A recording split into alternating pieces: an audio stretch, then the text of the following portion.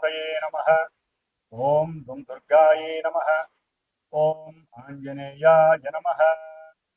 ఆదిత్యాయ చ సోమాయ మంగళాయ బుధాయ చ గురుశుక్రశనిభ్యశ్చ రాహవే కేతవే నమః. ఓం జాతవేదసే సునవామసో మమరాతి యతో నిదహాతి వేదః స నః పరుషదతి దుర్గాని విశ్వానావేవ సింధుం దురితాచ్యగ్నిః. ఓం దుం దుర్గాయే నమః. ఓం రాహుగ్రహాయే నమః. ఓం అర్ధకాయం మహావీరం చంద్రాదిత్య విమర్ధనం సింహికా గర్భ సంభూతం తం రాహుం ప్రణమామ్యహం. ఈ యొక్క స్తోత్రాన్ని వీక్షించేటటువంటి వాళ్ళల్లో ముఖ్యంగా ప్రతి ఒక్కరూ దుర్గాదేవిని ఆరాధించవచ్చు. ముఖ్యంగా కర్కాటక రాశి వారు, తులారాశి వారు, సింహరాశి వారు, వృశ్చిక రాశి వారు, మకర కుంభ మీన రాశి వారు మాత్రము తప్పకుండా రాహుగ్రహ ఈ స్తోత్రాన్ని నిత్యము 18 సార్లు పఠించి, అలాగే దుర్గాదేవి యొక్క అష్టోత్తరాన్ని లేదా దుర్గాదేవి యొక్క ఏ మంత్రాన్ని, శ్లోకాన్ని, స్తోత్రాన్నైనా సరే రోజుకి 2 సార్లు ఉపాసిస్తేనే వారు రాహుగ్రహ ఆయన ఆడేటటువంటి విన్యాసాల నుంచి బయటపడే అవకాశాలు ఉన్నాయని గుర్తుంచుకోవాలి. ముఖ్యంగా వినేటటువంటి ఈ యొక్క వీక్షించేటటువంటి ప్రేక్షకులందరూ కూడా ముఖ్యంగా కొన్ని ఎథిక్స్తో కూడినటువంటి ఆ బుద్ధిని, జ్ఞానాన్ని ఉపయోగించుకోగలిగితే బాగుంటుందని ఉద్దేశ్యము. ఎందుకంటే ఈ యొక్క రాహుగ్రహము అనేటటువంటిది ఒక పొగ లాంటిది, సమస్తము వాయువుతో కూడి వ్యాపించి ఉంటుంది. ఎందుకంటే ఇప్పుడు రాహువు కొన్ని నెలల బట్టి వాయు రాశి స్థితిలోనే ఉన్నాడు. అంటే కుంభరాశి అనేటటువంటిది ఆయన యొక్క స్వక్షేత్రము. స్వక్షేత్రగతుడై దాదాపుగా నవంబర్ 22వ తేదీ వరకు కూడా శుభగ్రహ అధిపతి అయినటువంటి గురుగ్రహ నక్షత్రంలో ఉండి తన యొక్క మిత్రుడైనటువంటి శని యొక్క రాశిలో ఉండి ఇరువురి యొక్క ఫలితాలని కూడా బ్యాలెన్స్ చేస్తూ ఇబ్బందులను పెడుతూనే వీళ్ళందరికీ కూడా, ఈ రాశిలో వారందరినీ కొంత రక్షించగలిగేటటువంటి పరిస్థితిని కలిగి ఉన్నాడు ఈ రాహు మహానుభావుడు. ఎందుకంటే మనకి ఉన్నటువంటి నవగ్రహాలలో రాహుగ్రహానికి, కేతుగ్రహానికి కూడా ఉచ్చము, నీచము, అట్లాగే స్వక్షేత్రము, కుంభక్షేత్రము అనేటటువంటివి ఏదో మన ఋషులు కొంతవరకు ఆపాదించారే కానీ వీరికంటూ ఒక ఇల్లు లేదు, వీరికంటూ ఒక సంస్థానము లేదు. వారు ఏ ఇంట్లో ఉంటే, ఏ నక్షత్రంలో ఉంటే, ఏ గ్రహాన్ని వీక్షిస్తే, ఏ గ్రహము వీరిని వీక్షిస్తే, ఏ గ్రహము వీరి నక్షత్రాలలో ఉంటే ఆ గ్రహము ఆ ఇంటి యొక్క ఫలితాలని మొత్తం వీరు లాగేసుకొని వారికి ప్రసాదించేటటువంటి అతి గొప్పవారు ఈ రాహువు మరియు కేతువు కూడా. వీరు సర్పగ్రహాలు. అంటే పూర్వజన్మల్లో కానీ ఈ జన్మల్లో కానీ ఈ రాహుకేతువులకి సంబంధించినటువంటి సర్పదేవత, అంటే అధిష్టాన దేవత సర్పములు వీరిద్దరికీ కూడా.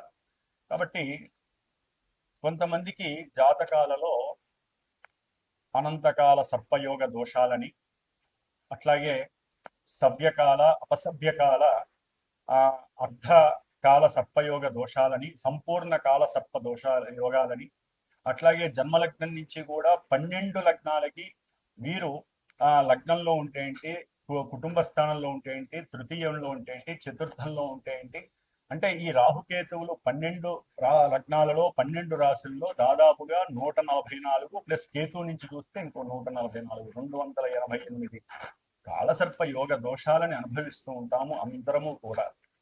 అయితే వీరి యొక్క దశలో, అంతర్దశలో, విదశలో, సూక్ష్మ దశలో, ప్రాణదశలో వచ్చినప్పుడు, గోచారంలో వీరికి ప్రతికూలమైనటువంటి స్థానగతుల్లో ఉన్నప్పుడు మాత్రమే వీరికి అవి ఎక్కువగా ఇబ్బంది పెట్టేటటువంటి పరిస్థితులు ఉన్నాయి. మరి ఇప్పుడు ఇందాక చెప్పినటువంటి రాశుల వారికి అయితే గనక తప్పకుండా ఈ రాహుగ్రహము యొక్క ఆ ఇబ్బందులు పడేటటువంటి అవకాశాలు ఎక్కువగా ఉన్నాయి. ముఖ్యంగా ఈ రాహువు వాయుతత్వపు రాశి అయినటువంటి అట్లాగే తన యొక్క సొంత నక్షత్రమైనటువంటి శతభిష నక్షత్రంలోకి ప్రవేశించాడు నవంబర్ 23వ తేదీన. అది తన యొక్క మిత్రరాశి స్వక్షేత్ర రాశి అయినటువంటి కుంభరాశిలో ఉండటం అనేటటువంటిది ఇది నిగూఢమైనటువంటి మర్మగర్భితమైనటువంటి రాశి. కుండ అంటే కుండలో ఏమున్నాయో ఎవ్వరికీ తెలియదు, అంత మర్మగర్భంలో ఉన్నటువంటి ఆ ఈ రాశిలో శని శని యొక్క లక్షణాలని, శని ఇచ్చేటటువంటి ఫలితాలని పరిపూర్ణంగా తన యొక్క అధీనంలోకి తీసుకొని మకర రాశి, కుంభరాశి. మకరం అనేటటువంటిది ప్రతి వ్యక్తి యొక్క అంటే న్యాచురల్ జోడియాక్లో మేషం నుంచి 10 కర్మస్థానము, 11 అధిష్ట స్థానము. ఈ 2 రాశులకి అధిపతి అయినటువంటి అంటే వృత్తి, ఉద్యోగ, కెరీర్ విషయాలకి సంబంధించినటువంటి విషయాలను, అట్లాగే ఎవరైతే ఏదైతే మనసులో కోరుకుంటారో ఆ విషయాలని పరిపూర్ణంగా ఇచ్చేటటువంటి రాశి. మరి అన్ని రకాలైనటువంటి లాభాలకి అంటే శరీర ఆరోగ్యము రీత్యా ధనలాభము, కుటుంబ సౌఖ్యము, అట్లాగే భార్యాభర్తల అనుకూలత, విద్యాలాభము, సంతాన యోగము, అట్లాగే ప్రతి కార్యంలో విజయలాభ సిద్ధి, వృత్తిలో ఎదుగుదల కావచ్చు, ప్రమోషన్ లెవెల్స్ కావచ్చు, మిత్రుల యొక్క సఖ్యత కావచ్చు, అట్లాగే తల్లిదండ్రుల నుంచి వచ్చేటటువంటి పూర్వార్జిత ఆస్తిపాస్తులు కావచ్చు, కోర్టు వ్యవహారాల యందు లాభస్థితులు కావచ్చు, అట్లాగే ముఖ్యంగా ఆకస్మికంగా ఒక ఇన్సూరెన్స్ పరంగా కావచ్చు, లేకపోతే వారి పెద్దవాళ్లలో ఎవరైతే చనిపోతే వారికి సంబంధించిన ఆస్తులు వీళ్ళ యొక్క ఆస్తుల్లో కలవచ్చు, భూగృహాలు వీరికి ఆకస్మికంగా రావచ్చు. మీనరాశి వారికి రాహుగ్రహ స్థితి 12లో ఉండటము, శని యొక్క క్షేత్రంలో ఉండటము, అంటే మిత్రుడి యొక్క క్షేత్రము, తన యొక్క స్వంత నక్షత్ర స్థితి.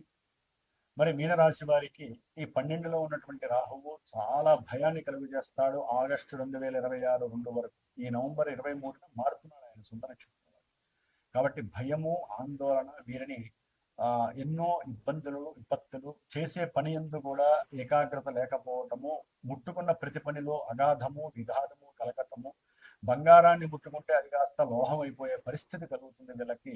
ఎన్నో ఆస్తులు అమ్ముకునే పరిస్థితులు, విద్యకి ఆటంకాలు, శరీర దేహ పౌష్టికత లోపము కలగటము, లేనిపోని అనారోగ్యాలు చుట్టముట్టడము, అనుకున్న ప్రతి పనిలో కూడా విఘ్నాలు, ఆటంకాలు, అపశృతులు కలగటము, ధనవ్యయము అధికంగా అవటము, గృహంలో లేనిపోని అపనిందలు, అపవాదులు కలగటము, జైళ్ళు లేకపోతే కారాగార శిక్షలు అధికంగా ఉండటము, లేకపోతే అనుకోని ఆకస్మిక కొన్ని సంఘటనల వలన కొన్ని ప్రమాదాల ద్వారా వీరు ఆపరేషన్స్ లేకపోతే లాంగివిటీ అంటే దీర్ఘకాలికంగా హాస్పిటల్స్ లో ఉండేటటువంటి పరిస్థితి, దాని ద్వారా ఆర్థిక వ్యయము ఎక్కువగా ఉండటము, ఉన్న ఆస్తులు అమ్ముకునే పరిస్థితి కావచ్చు, భాగస్వామ్య వ్యాపారంలో లేనిపోని ఇబ్బందులు కలగటము, గృహ నిర్మాణ విషయంలో కానీ, గృహాలు, స్థలాలు, భూములు అమ్మే విషయంలో కానివ్వండి, భాగస్వామ్యంలో కొన్ని తేడాలు రావటము, బంధుమిత్రాదులతో విరోధత్వము. అంటే మీనరాశి వారికి అన్ని నెగిటివ్ చదువుతున్నారు కదా అంటే జన్మజాతకంలో వారికి వేరే దశలు, అంతర్దశలు ఉంటాయండి. అట్లాగే జన్మజాతకంలో వారి యొక్క గ్రహస్థితి అనుకూలంగా ఉండొచ్చు. ఈ రాహు ప్రత్యేకించి అనుకూల పరిస్థితుల్లో కానీ, అనుకూల గ్రహాలతో కలిసి ఉన్నట్లయితే వీటిల్లో కొన్ని నెగిటివ్లు పోయి పాజిటివ్ అయ్యే పరిస్థితులు కూడా ఉంటాయి. కాబట్టి అందుకనే ప్రతి గురువు చెప్పేది ఒకటే, గోచార స్థితి అనేది కొంతవరకు మాత్రమే వారిని ఇబ్బంది పెడుతుంది, లేకపోతే లాభేతరిస్తుంది. జన్మజాతకం మాత్రం వారిని ఏ విధంగా నడిపిస్తుందో ఆ దశలు, అంతర్దశలు నిర్ణయిస్తాయి. ఆ జాతకంలో ఉన్నటువంటి కొన్ని గ్రహాల యొక్క సామీప్యత వారిని రక్షిస్తుంది, లేకపోతే ఇప్పుడు గోచారంలో ఆ గ్రహాలు సరిగ్గా లేకపోతే భక్షిస్తుంది. కాబట్టి వీరు తప్పకుండా రాహుగ్రహానికి సంబంధించినటువంటి జపతపాదులు, అట్లాగే హోమాదులు, దానాదులు, ధర్మాదులు, అట్లాగే కొంతమంది ఎవరైనా ఈ బానిసలై ఉంటే కనుక వారికి అంటే మనం ఈ కొన్ని మత్తు పానీయాలు ఉంటాయి కదా, వారి చేత మాన్పించే ప్రయత్నం చేయడం ద్వారా కూడా కొంత వీరికి లాభం కలగడానికి అవకాశం ఉంటుంది. లేదా పారే నీళ్ళల్లో ఒకవేళ బాగా దుర్వ్యసనాలు, దుర్మార్గ పనులు చేసేవాళ్ళు ఉంటే కనుక ఈ మనకి కొన్ని ద్రవ్యాలు ఉంటాయి, పానీయాలు, మత్తు పానీయాలు, వాటిని తీసుకువెళ్ళి పారే నీళ్ళల్లో కనుక పోసినట్లయితే కనుక అవి ఎట్లా అయితే వెళ్ళిపోతాయో ఆ విధంగా వీరి యొక్క కర్మ దోషాలు కూడా వెళ్ళిపోతాయని చెప్పి శాస్త్రంలో ఉంది.